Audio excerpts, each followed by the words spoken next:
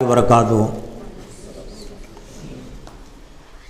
الحمدللہ نحمدہ ونستعینہ ونستغفرہ ونؤمن بہ ونتوکل علیہ ونعوذ باللہ من شرور انفسنا ومن سیئات اعمالنا۔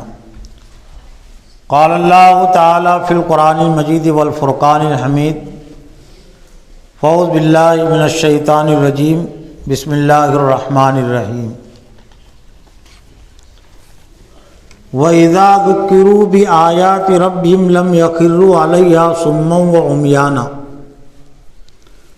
وقال اللہ تعالی اذن قد أفلح المؤمنون الذين هم في صلاتهم خاشعون۔ وقال اللہ تعالی اذن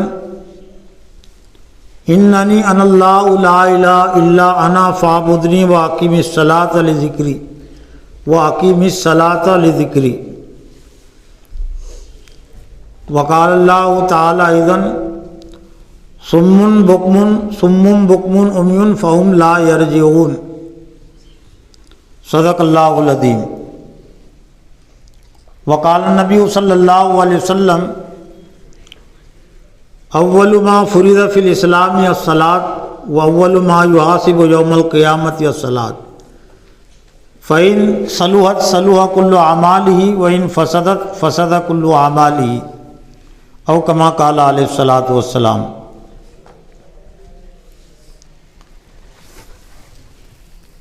ستوت توحید قائم جن نمازوں سے ہوئی وہ نماز ہند میں نظر برہمن ہو گئی۔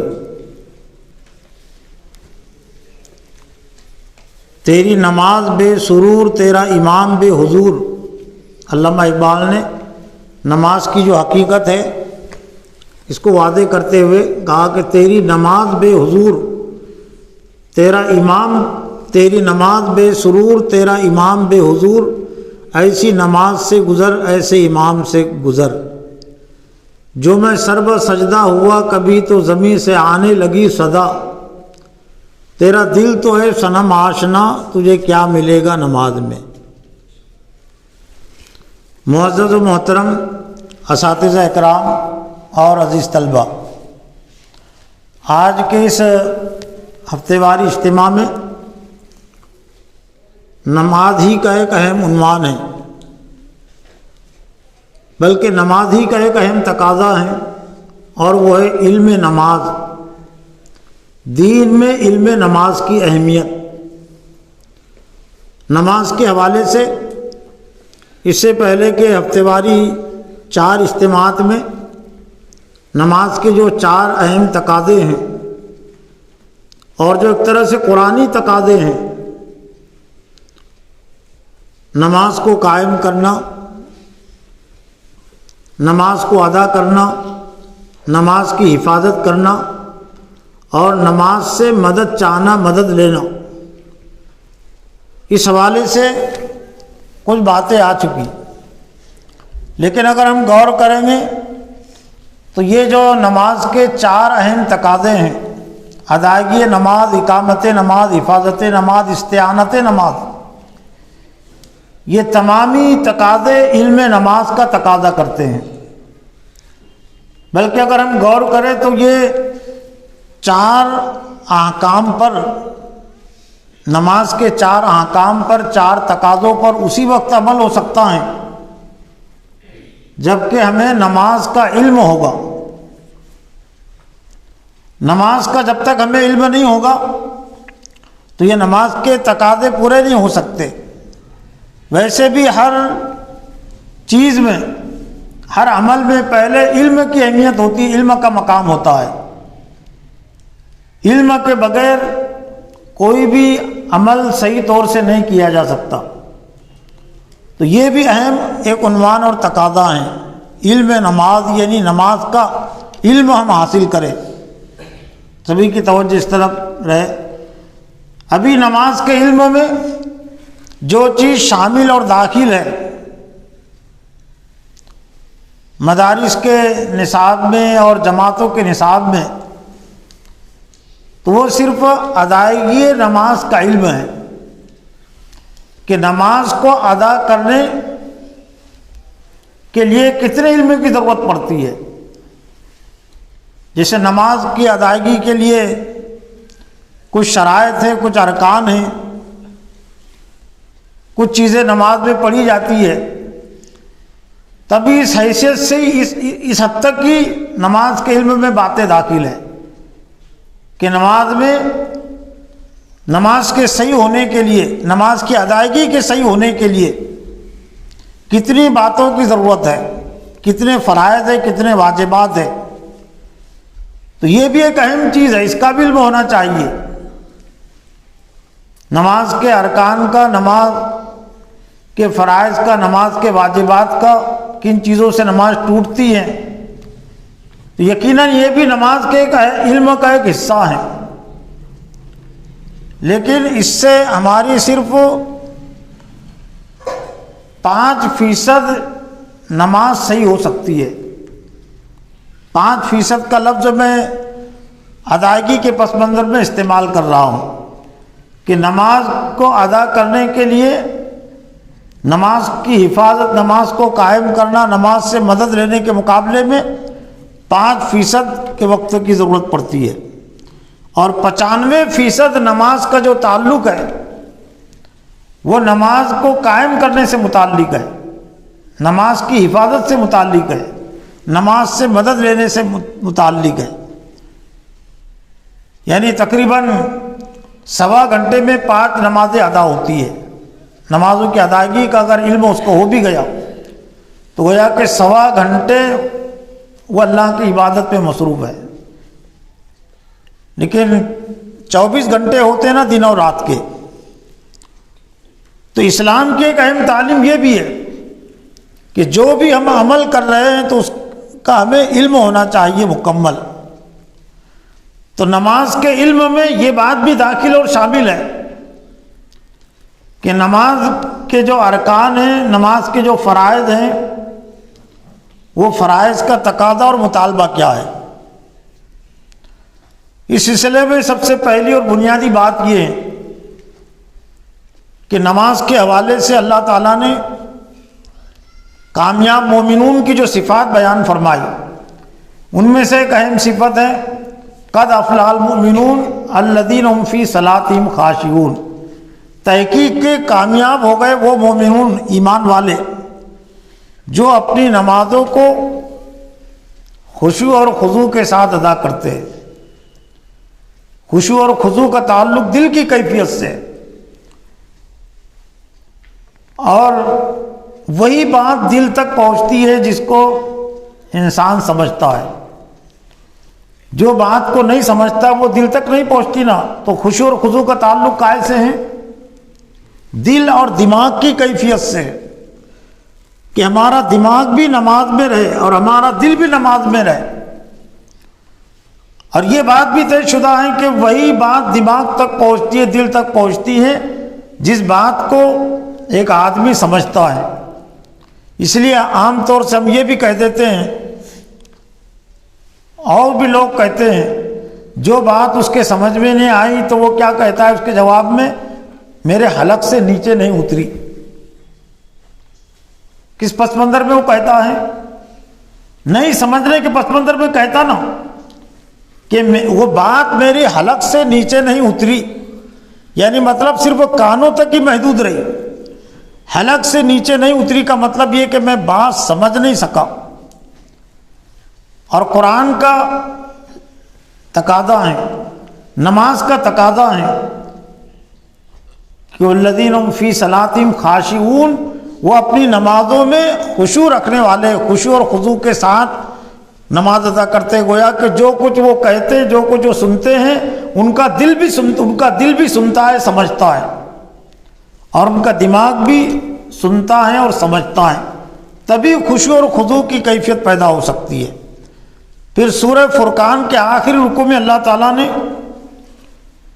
اپنے محبوب بندوں کی جو صفات بیان کی، تو اس صفت سے بھی نماز کے علم کی اہمیت واضح ہوتی ہے کہ نماز کا علم کتنا ضروری ہے. جو کچھ ہم نماز میں پڑھتے ہیں، جو کچھ سنتے ہیں، شروع سے لے کر آخر تک، اس کا جاننا، اس کا سمجھنا کتنا ضروری ہے۔ تو اللہ تعالیٰ نے اپنے محبوب بندوں کی صفات میں یہ بات ارشاد فرمائی کہ وَإِذَا ذُكِّرُوا بِآيَاتِ رَبِّهِمْ لَمْ يَخِرُّوا عَلَيْهَا صُمًّا وَعُمْيَانًا۔ کہاں سے یہ صفات کا آغاز تھا؟ عباد الرحمن الذین یمشون علی الارض ہونا، اللہ کے جو رحمان کے جو بندے ہیں، محبوب بندے، مطلوب بندے، تو ان کا کردار، ان کی صفات یہاں سے شروع ہوتی ہے، زمین میں نرم چال چلتے ہیں، اور پھر وہی سلسلہ اور وہی عنوان آگے بڑھتے ہوئے اللہ نے فرمایا کہ جب انہیں ان کے رب کی آیات سے نصیحت کی جاتی ہے، لم یخروا علیہا صما و عمیانا، تو اندھے بہرے نہیں ہوتے۔ تو قرآن مجید، یہ نماز بھی اللہ کی آیات ہی کا ایک حصہ ہے نا، اور نماز میں اللہ کی آیت ہی پڑھی جاتی ہے نا، سنی جاتی ہے نا، تو یہ مومن کے لیے کیسے جائز ہو سکتا ہے کہ وہ برسوں نماز پڑھے اور پھر بھی نماز کو نہ سمجھے، اندھا بہرا بن کر رہے؟ کہ لم یخروا علیہا صما و عمیانا، وہ اندھے بھی نہیں ہوتے، بہرے بھی نہیں ہوتے، مطلب یہ کہ وہ سمجھتے ہیں، جو ان کو نصیحت کی جاتی ہے اللہ کی آیات کے ذریعے سے، وہ اس کو سمجھتے ہیں۔ اور نماز کا ایک اہم مقصد اور نماز کی ایک غرض وہ نصیحت حاصل کرنا بھی ہے۔ چنانچہ سورہ طٰہٰ میں اللہ تعالیٰ نے جو نصیحتیں کی، اگرچہ براہ راست خطاب تو حضرت موسیٰ علیہ السلام تھے، لیکن موسیٰ علیہ السلام کی شریعت میں جو نماز تھی اور ان کو جس نماز کا حکم تھا، وہی نماز ہمارے لیے بھی ہے۔ اوقات کی تعداد میں کچھ فرق ہو سکتا ہے، کچھ جزیات میں فرق ہو سکتا ہے، لیکن نماز کا جو عمل ہے ہر نبی کی شریعت میں بنیادی لحاظ سے ایک ہی رہا ہے۔ تو اللہ نے حضرت موسیٰ علیہ السلام کو خطاب کر کے فرمایا کہ سورہ طٰہٰ ایک طرح سے پہلے ہی رکوع کی آیتیں ہیں، اننی انا اللہ، بے شک میں اللہ، لا الہ الا انا، کوئی معبود نہیں مگر اللہ، یعنی اللہ کے علاوہ کوئی معبود نہیں، فاعبدنی واقیم الصلاۃ لذکری، میری بندگی کیجیے، واقیم الصلاۃ لذکری، اور نماز قائم کیجیے میری یاد دہی کے لیے، نصیحت کے لیے۔ تو نماز کی اقامت کا، نماز کے پڑھنے کا ایک مقصد کیا ہے؟ نصیحت، کہ اس کے ذریعے سے ہم کو نصیحت حاصل ہو، اللہ ہم سے چاہتا کیا ہے اور ہم کو کیا کرنا چاہیے۔ لیکن ظاہر بات ہے نمازوں کی باتوں کو اگر وہ نہیں سمجھتا ہے، اللہ اکبر کے مفہوم و مطلب کو نہیں سمجھتا ہے، تو اللہ اکبر کے ذریعے سے اسے نصیحت کیسے حاصل ہوگی؟ سورہ فاتحہ کے مفہوم مطلب کو اگر وہ نہیں جانتا ہے تو اس سے نصیحت اس کو نہیں حاصل ہو سکتی ہے نا۔ سبحان ربی العظیم، سبحان ربی الاعلیٰ کے مفہوم مطلب کو اگر وہ نہیں جانتا ہے تو سبحان ربی الاعلیٰ کے ذریعے سے اور سبحان ربی العظیم کے ذریعے سے اسے نصیحت کیسے حاصل ہوگی؟ اتحیات کے مفہوم اور مطلب کو اگر وہ نہیں جانتا ہے تو اتحیات کے ذریعے سے اسے نصیحت کیسے حاصل ہوگی؟ اور نماز کی اقامت کا، نماز کی فرضیت کا مقصد کیا ہے؟ اقیم الصلاۃ لذکری، میری نصیحت کے لیے۔ اور اصل نصیحت کا سر چشمہ وہ قرآن، اللہ کا کلام قرآن مجید ہے، اس لیے نماز میں قرآن مجید کے پڑھنے اور سننے کو فرض قرار دیا گیا، قرأت قرآن۔ اور قرآن کا صفاتی نام ہے انا نحن نزلنا الذکر وانا لہ لحافظون، کہ میں نے ذکر کو نازل کیا اور میں اس کا محافظ ہوں۔ اور مومنین کی صفات میں ایک یہ بھی ہے، فذکر فإن الذکریٰ تنفع المؤمنین، نصیحت کیجئے، بے شک نصیحت ایمان والوں کو فائدہ پہنچاتی ہے۔ لیکن ذرا جیسا کہ ابتدا میں بات آئی، وہی نصیحت فائدہ پہنچاتی ہے جو نصیحت دل تک پہنچتی ہے، جو نصیحت دماغ تک پہنچتی ہے، جس بات کو وہ سمجھتا ہے تو سمجھنے والی بات ہی نصیحت کرتی ہے نا۔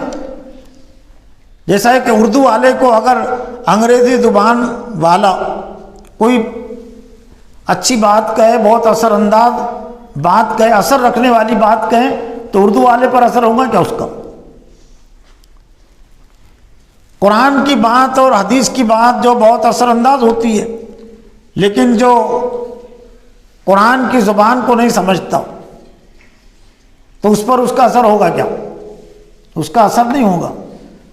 تو اسی بات کا ذہن اور دماغ پر اثر ہوتا ہے جو بات کو انسان سمجھتا ہے، جس سے اس کا علم ہوتا ہے۔ تو گویا کہ نماز کا ایک لازمی تقاضا ہے کہ نماز کا علم بھی ہمیں ہو، اور صرف فرائض اور واجبات اور منکرات اور مفسدات اور مکروہات ہی کا علم نہیں۔ جو کچھ ہم نماز میں پڑھتے ہیں، جو کچھ نماز میں تعلیمی تربیتی سلیبس اور نصاب رکھا گیا ہے، تو ہمیں اس کا علم ہونا چاہیے۔ اور اگر ہم نے نصیحت حاصل نہیں کی تو پھر سورہ بقرہ کے دوسرے رکوع میں اللہ تعالیٰ نے منافقین کا کردار بیان کیا، منافقین کی صفات اور کردار، اور منافقین کی صفات اور کردار کے حوالے سے بات واضح کی گئی کہ صم بکم عمی فہم لا یرجعون۔ صم بکم، صم یعنی بہرے ہیں، بکم یعنی گونگے ہیں، مکے جن کو بولنا نہیں آتا، اور عمیون یعنی اندھے ہیں، عامہ یعنی بہرے بھی ہیں، گونگے بھی ہیں اور اندھے بھی ہیں۔ تو حقیقت میں وہ اندھے بہرے گونگے تھے کیا؟ ان کو سنے بھی آتا تھا، ان کو بولنا بھی آتا تھا، اور وہ آنکھوں والے بھی تھے، لیکن حضور صلی اللہ علیہ وسلم کی باتوں کا، قرآن کی آیتوں کا وہ اثر نہیں لیتے تھے۔ منافقین اثر نہیں لیتے تھے نا۔ وَمِنَ النَّاسِ مَن يَقُولُ، یہاں سے ان کا کردار شروع ہوتا ہے کہ لوگوں میں سے کچھ لوگ وہ ہیں جو کہتے ہیں کہ ہم اللہ پر ایمان لائے، آخرت پر ایمان لائے، وَمَا هُم بِمُؤْمِنِينَ، لیکن وہ مومن نہیں ہیں، اور انہی کا تعارف پورے رکوع میں بیان ہو رہا ہے، یعنی دوسرے رکوع ہی کی آیت ہے۔ تو منافقین کے متعلق جو دعویٰ تو کرتے تھے کہ ہم ایمان والے ہیں، لیکن چونکہ وہ قرآن کی باتوں کا اثر نہیں لیتے تھے، اس لیے اللہ فرمایا صم بکم عمی فہم لا یرجعون، اندھے ہیں، بہرے، گونگے ہیں، وہ حقیقت کی طرف لوٹنے والے نہیں ہیں۔ تو یہ کتنے تعجب کی بات ہوگی کہ ہم نماز پڑھے اور نماز کی طرف سے، نماز کی باتوں کی طرف سے، نماز کے مواد کی طرف سے، نماز کے پیغام کی طرف سے ہم اندھے، بہرے، گونگے بن کر رہے، صم بکم عمی ہم بن کر رہے۔ جبکہ مومنین کی صفات میں یہ ہے کہ جب ان کو نصیحت کی جاتی ہے تو اس کا اثر لیتے ہیں، تو اثر اسی وقت ہوگا جب کہ نماز کی تمام باتوں کا ہمیں علم ہوگا۔ طلب العلم فریضۃ علی کل مسلم، علم کا طلب کرنا ہر مسلمان پر فرض ہے۔ تو اس میں نماز کا علم نہیں ہے کیا؟ نماز تو بنیادی چیز ہے نا، نماز بنیادی عمل ہے۔ تو جس طرح سے ایمان کے صحیح ہونے کے لیے ایمان کا علم حاصل کرنا ضروری ہے، شرک سے بچنے کے لیے شرک کا علم حاصل کرنا ضروری ہے کہ شرک کہتے کس کو ہے، کفر کہتے کس کو ہے۔ نفاق سے بچنے کے لیے نفاق کا علم حاصل کرنا ضروری ہے۔ روزے کو صحیح طور سے ادا کرنے کے لیے روزے کا علم ضروری ہے۔ حج کو ادا کرنے کے لیے حج کا علم ضروری ہے۔ حج کا علم نہیں ہوگا تو حج ادا نہیں ہوگا نا صحیح طور سے۔ تو نماز پر عمل کرنے کے لیے نماز پر عمل کرنا بھی ضروری ہے نا۔ نماز صرف پڑھنے کی چیز نہیں ہے، نماز صرف ادا کرنے کی چیز نہیں ہے، نماز کے مطابق ہمارا عمل بھی ہو، نماز کے مطابق ہماری زندگی بھی گزرے۔ تو ظاہر بات ہے نماز کے مطابق ہم عمل کب کر سکیں گے؟ جبکہ نماز کا علم ہم حاصل کریں گے۔ نماز میں جو کچھ ہم پڑھتے، جو کچھ سنتے ہیں، اس کا ہمیں علم ہوگا تو نماز پر عمل ہوگا۔ نماز جن چیزوں سے روکتی ہے، منع کرتی ہے، وہ چیزوں کا اگر ہمیں علم ہوگا تو ہم ان چیزوں سے رکیں گے، منع بچیں گے۔ جیسا کہ نمازی کی تاثیر اور نمازی کی حقیقت، نماز کے تقاضے سے متعلق قرآن میں یہ بات بھی ارشاد فرمائی نا۔ سورہ عنکبوت کی آیت نمبر غالباً 45 ہی ہے، پہلے جہاں سے 21واں پارہ شروع ہوتا ہے۔ اتل ما اوحی الیک من الکتاب واقیم الصلاۃ، تلاوت کیجئے محمد صلی اللہ علیہ وسلم اس وحی کے جو آپ کی طرف بھیجی جا رہی ہے قرآن مجید، وہ اقیم الصلاۃ، اور نماز کو قائم کیجئے، ان الصلاۃ تنہی عن الفحشاء والمنکر، بے شک نماز روکتی ہے منکر کاموں سے، حرام اور ناجائز کاموں سے اور فحش کاموں سے۔ تو کون سی نماز منکرات سے روکے گی؟ جس نماز نے اس کو منکرات کا علم دیا ہی نہیں، اور جس نماز نے اس کو برائیوں سے واقف کرایا ہی نہیں، منکرات سے واقف کرایا نہیں۔ بے حیائی اور فحاشی کسے کہتے ہیں، اس کی نماز نے اس کو اس سے واقف کرایا نہیں، تو وہ نماز اس کو منکر اور فحش کاموں سے کیسے روک سکتی ہے؟ آسان سی بات ہے نا، یہ سمجھنے کے لیے سیدھی بات بھی ہے، لیکن لوگ اس کو بہت مشکل سمجھتے ہیں۔ اور ابھی نماز کے علم میں ہم نے اس کو شامل ہی نہیں کیا کہ ہماری نمازیں ایسی ہونی چاہیے کہ ہم کو ہماری نمازیں منکرات سے بھی واقف کرائے، اور نماز میں اللہ تعالیٰ نے وہ تمام منکرات رکھ دیے،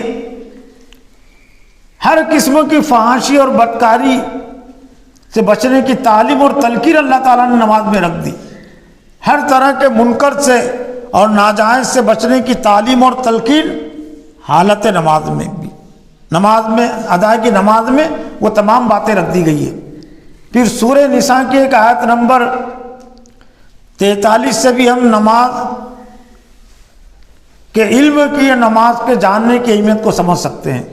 یا ایھا الذین آمنوا لا تقربوا الصلاۃ وانتم سکارى حتی تعلموا ما تقولون، اور بھی اس میں آیت آگے احکام ہے، لیکن یہ آیت کا ایک یہ حصہ بھی اس بات کا تقاضا کرتا ہے کہ ایک نمازی یہ جانے جو کچھ وہ کہہ رہا ہے۔ یہ اس وقت کی بات ہے، ابھی شراب حرام نہیں ہوئی تھی، اس آیت کے نزول کا تو خاص پس منظر ہے، لیکن کم از کم اس آیت کے ذریعے سے بات واضح بھی ہوتی ہے اللہ فرمان خداوندی کی روشنی میں، کہ اللہ کا منشا اور اللہ کا فرمان یہ ہے کہ ہم نماز کو ایک دم لا علمی کی حالت میں ادا نہ کریں۔ یا ایھا الذین آمنوا، اے لوگوں جو ایمان لائے ہوں، لا تقربوا الصلاۃ، نماز کے قریب مت جاؤ، حتی وانتم سکارى، جبکہ تم نشے کی حالت میں ہو، حتی تعلموا ما تقولون، یہاں تک کہ تم جانو، تعلموا کے الفاظ ہیں نا، یعلمون تعلمون قرآن مجید میں جگہ جگہ ہے نا، علم سے ہے نا، تعلموا مضارع جمع مضارع کا صیغہ ہے نا، حتی تعلموا، یہاں تک کہ تم جانو، یہاں تک کہ تمہیں معلوم ہو جائے، ما تقولون، جو کچھ تم کہہ رہے ہو، جو کچھ تم کہہ رہے ہو تمہیں اس کا علم ہونا چاہیے۔ کائے کے متعلق بات کہی گئی؟ نماز کے متعلق، یا ایھا الذین آمنوا لا تقربوا الصلاۃ وانتم سکارى حتی تعلموا ما تقولون۔ بعد میں پھر نشہ بھی حرام ہو گیا، شراب بھی حرام ہو گئی، لیکن شراب تک کی حرمت جب تک نہیں ہوئی تھی تب تک بھی یہ تعلیم اور تلقین تھی کہ نماز میں جو کچھ تم پڑھ رہے ہو تمہیں اس کا علم ہونا چاہیے۔ بے خبری کی اور غفلت کی نماز یہ صحیح نہیں ہے، لیکن اس کا مطلب یہ بھی نہیں ہے کہ جس کو نماز کے اذکار کا علم نہیں ہے، اللہ اکبر کا مفہوم مطلب معلوم نہیں ہے، یا سورہ فاتحہ کا مفہوم مطلب معلوم نہیں ہے، تو اس نے نماز نہیں ادا کرنا چاہیے۔ اگر اسے مفہوم اور مطلب معلوم نہیں ہے تو بھی نماز اس پر فرض ہے، ایمان کے ساتھ ہی نماز فرض ہو جاتی ہے، لیکن اس کا مطلب یہ بھی نہیں ہے کہ ہم زندگی بھر جو ہے تو لا علمی کی نماز ادا کرتے رہے، بے علمی کی نماز ادا کرتے رہے، نا واقفیت کی نماز ادا کر سکتے ہیں۔ شروع میں تو بات چل سکتی ہے کہ ابھی ہم سیکھنے کے مرحلے میں ہیں، ہماری عمر زیادہ نہیں ہے، تو ہم ابھی صرف الفاظ نماز ہی ہم یاد کر رہے سیکھ رہے ہیں، اور ہم کو معنی اور مطلب ابھی سیکھنے کا وقت نہیں ملا، تو شروع میں یہ چیز ہو سکتی ہے۔ لیکن جس کو اذکار نماز کا علم ہو گیا، اور ہو جاتا ہے 1 سال کے اندر ہی ہو جاتا ہے، تب دوسرے سال میں تو اس کا مفہوم مطلب بھی اس کو معلوم ہونا چاہیے نا۔ ویسے آپ جو کتابیں یہ دینیات کے کورس کی شائع ہو رہی ہے تو الحمدللہ اذکار نماز کے ساتھ ہی، یعنی خود گلدستہ اسلام میں بھی اذکار نماز کے جو الفاظ ہیں ان کو اذکار کہتے نا، الفاظ نماز کے ساتھ اس کے معنی بھی ہے نا، اس میں ثنا کا ترجمہ اس میں ہے، تکبیر تحریمہ کا ترجمہ اس میں ہے، اور سورہ فاتحہ کا ترجمہ ہے، التحیات کا ترجمہ ہے، دعائے قنوت کا ترجمہ ہے، دعائے معصورہ کا ترجمہ ہے. لیکن یہ ترجمہ ہم کو ایسے یاد ہونا چاہیے کہ ہمارے ذہن اور دماغ کا حصہ بن جائے، صرف وہ سنانے کی حد تک نہیں، استاد کو سنانے کی حد تک نہیں، زندگی بھر کے لیے. اور جب بھی ہم نماز میں پڑھے تو ہمارے ذہن اور دماغ میں فوراً آ جانا چاہیے اللہ اکبر کا مفہوم مطلب کیا ہوتا ہے.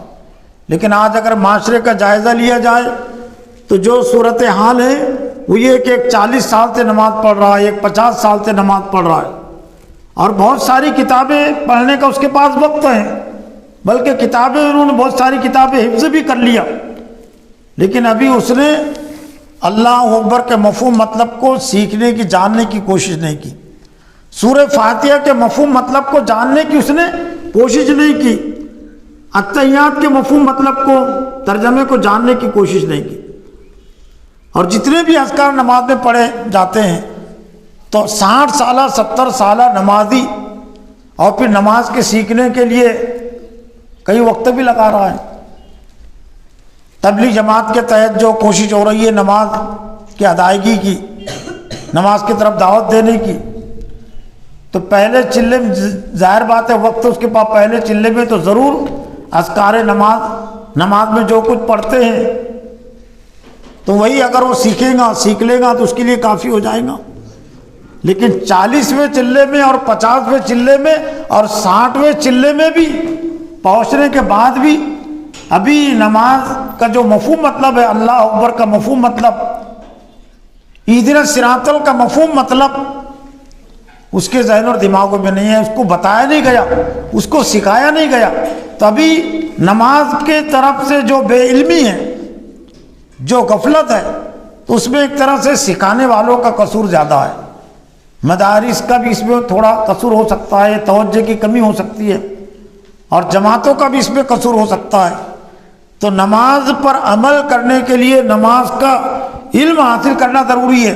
اور پھر ایک اہم بات یہ کہ حضور صلی اللہ علیہ وسلم نے فرمایا کہ جتنے اعمال ہیں تمام اعمال میں پہلے نماز فرض کی گئی، اور سب سے پہلے قیامت کے دن نماز کا حساب لیا جائے گا. اول ما فی الاسلام الصلاۃ، اسلام میں نماز پہلے فرض کی گئی، اور قیامت کے دن سب سے پہلے نماز کا حساب لیا جائے گا. وَأَوَّلُ مَا يُحَاسَبُ يَوْمَ الْقِيَامَةِ الصَّلَاةُ فَإِن صَلُحَتْ كُلُّ أَعْمَالِهِ. اگر نماز اگر صحیح نکلی اس کی تو باقی اعمال بھی صحیح نکلیں گے.